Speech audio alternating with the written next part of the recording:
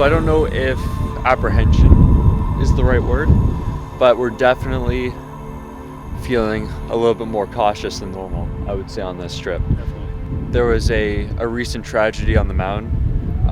We won't go into details on camera or speculate about what happened, but a life was lost.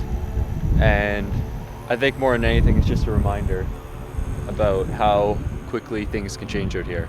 So today the conditions out there on Cape Dauphin are on the dicey side because there's a coating of snow and it's kind of in the +3 range, so it could be greasy. So we did bring crampons, and it's a ski slope, so we're going to take every bit of caution. Our objective is to go to the top, but if we find it's too rough, we'll just head her back down and then camp down below. Anyway, we have to take all cautions, very seriously.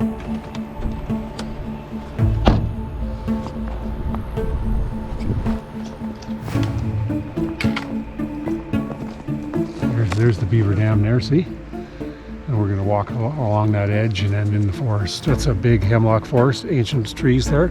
We're going to cut through that.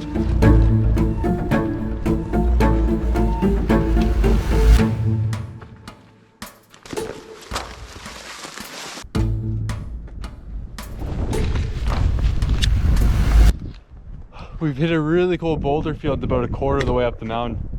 Kind of gives you good perspective on the rest of it.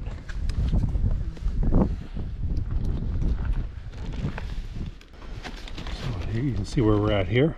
We're going to traverse across to the trees, to the green, and then head up, take a randy or a right there. That should be the top of the ski slope, 280-ish meters. Yeah, you just gotta pick your way through these boulder fields so carefully.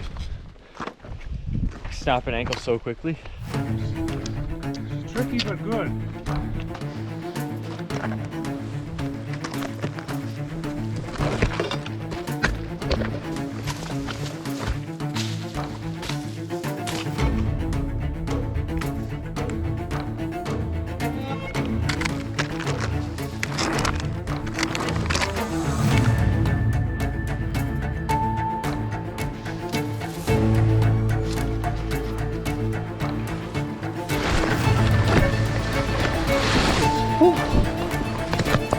Hey, way to fucking go. Top of the mountain. No problem, easy. There's no easy about that. No. We're gonna explore the top a little bit, find a home for the night.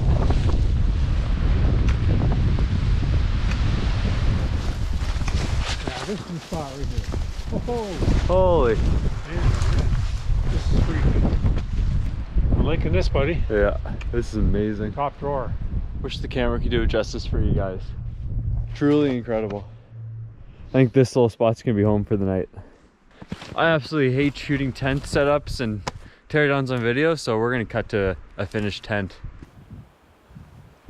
Yeah, this is a fiberglass welding blanket right here, and when the stove's sitting there, it's not going to transfer the heat down into the snow and melt it all and cause a deformity in our situation. So this is good. Welder's blanket. She's a titanium stove, very light. I think it's around 5 pounds for the total weight of this thing. It's got a glass side and a glass front, so you can see the flames. They're peachy keen. Look at that. There, it just controls the amount of heat going out of the chimney. This is the actual flue, the pipe. But what the ingenious thing about this is they designed it so all you do is undo the strap and then roll it out, and it rolls out the short way to make a long pipe. Oh, my back. Stooping. I'm stooping. There's the pipe, see? And you just put the rings on it. A little dirty inside, that's what a spruce bough is for, clean out the creosote.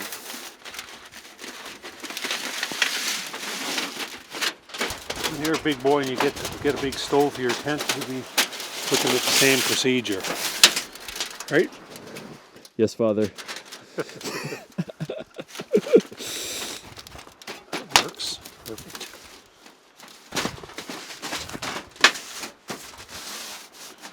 Looks good. This actually clamps the whole thing together and keeps it solid.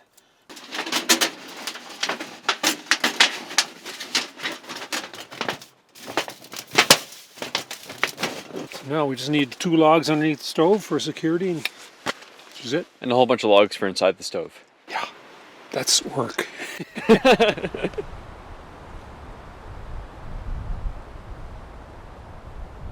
Some of this spruce is rather old, even though it's small diameter. It grew slowly in this cold environment. Tons of tight rings, eh? Put it to your lips. Any moisture, it's wet, but it's dry. Dry as a bone. Love it. That's probably, I'm just guessing, that's probably 40 years old right there. That's crazy. Got a nice little platform here too. Right here, looks like there are some human beings up here on the bluffs. You could tell because that's an old cut. It's like a wedge cut. Looks like a simple cut here or here. Could have been a machete, could have been a handsaw, but that's a human cut.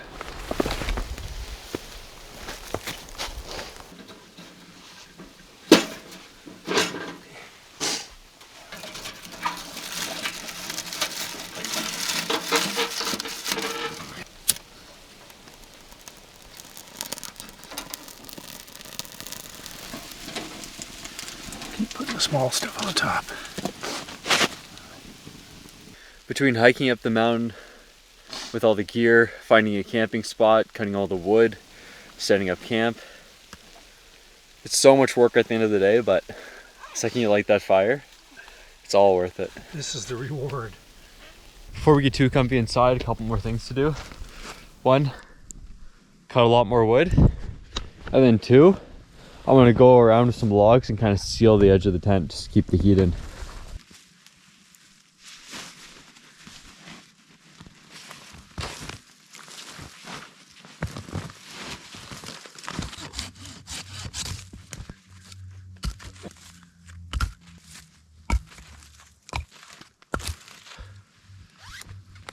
Gets hot quickly.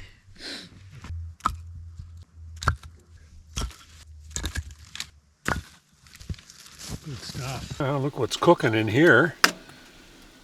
We have miso soup.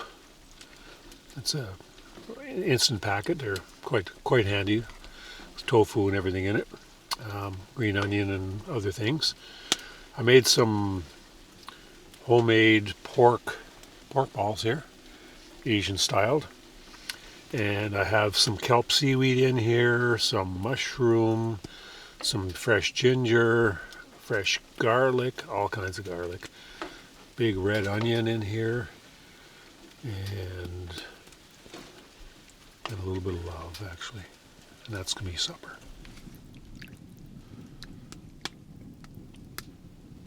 Oh. Hits the spot. Oh.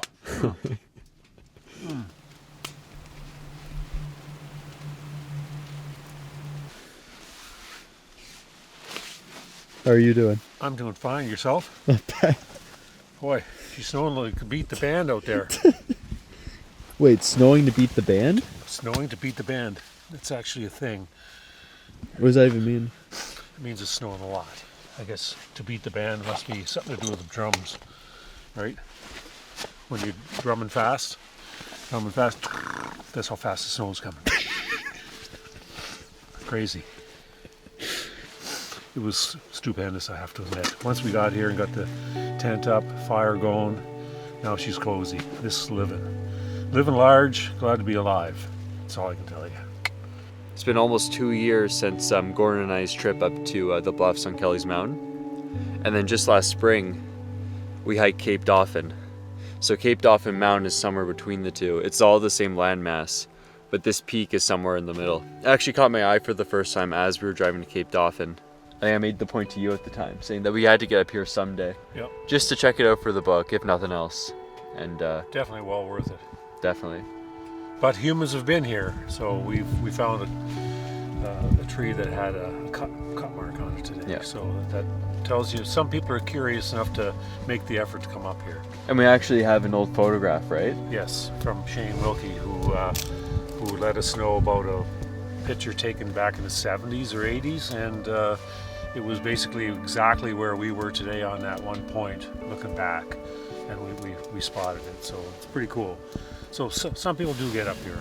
Anyway, it's gonna be a cold one tonight, so we'll bundle up, hopefully keep this thing stoked. And we'll see you in the morning for some coffee.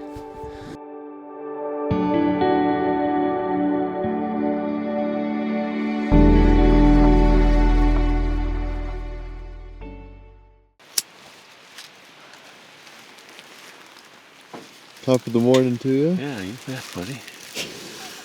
Huh?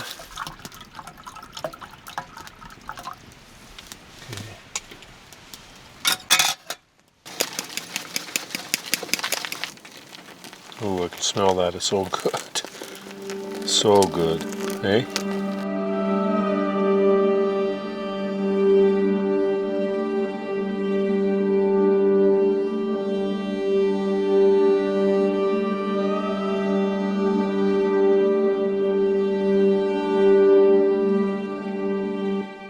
What an excellent trip, eh? I think we nailed it. This has been on my bucket list for many years to get to the top of these cliffs. So it's literally like 10 feet from where I'm standing. It literally goes straight down. So it's pretty cool.